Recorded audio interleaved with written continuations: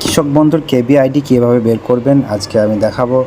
তো সবার প্রথমে ক্রোম ব্রাউজার যেতে হবে। ক্রোম ব্রাউজার যাওয়ার পর এখানে সার্চ করতে হবে কৃষক বন্ধু। হচ্ছে কৃষক বন্ধু লেখাই আছে, লেখাতে উপরে ক্লিক করে দিলাম। লেখার পর এই যে প্রথম লিঙ্কটা আসছে, লিঙ্কে ক্লিক করলাম। লিঙ্কে ক্লিক করার পর এভাবে ইন্টারফেসটা খুলবে। খোলার পর একটু স্ক্রল করতে হবে, তারপর লেখা আছে নথিভুক্ত কৃষকের তথ্য। এই যে অপশানটা আছে, এই অপশানের উপরে ক্লিক করতে হবে। ক্লিক করার পর এখানে অনেকগুলো অপশান আসবে, ঠিক আছে। অনেকগুলো অপশানের মধ্যে যে একটা চুজ করে দেবে, মোবাইল নাম্বার, ব্যাঙ্ক অ্যাকাউন্ট, আধার কার্ড। আমি বেস্ট যেটা বলবো সেটা হবে আধার কার্ড নাম্বার দিয়ে। তো আধার কার্ড নাম্বারটা ক্লিক করলাম, ঠিক আছে। আধার কার্ড নাম্বার করে এখানে সাইজ সেট করলাম। এখানে আধার নাম্বার দিয়ে দিলাম। Aadhaar number I am not robot click করলাম।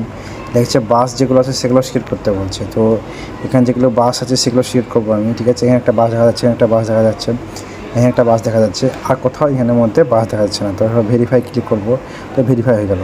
ভেরিফাই হয়ে যাওয়ার পর এখানে দেখাচ্ছে কেবি আইডি এবং সমস্ত ডিটেলসগুলো কি দেখাচ্ছে, এক্স এক্স এক্স এক্স লেখা উঠছে, মানে কৃষকের তথ্যগুলো দিতে চাইছে না, ঠিক আছে, বা যেগুলো সব উঠছে না। তো কীভাবে এগুলো কীভাবে সমস্যার সমাধান করবে, এই যে নিচে একটা নাম্বার দেখা দিচ্ছে, এই যে নাম্বারটা দেখা যাচ্ছে না, 9830 নাম্বারটা দেখাচ্ছে। এই নাম্বারটা এখানে কপি করে নিতে হবে।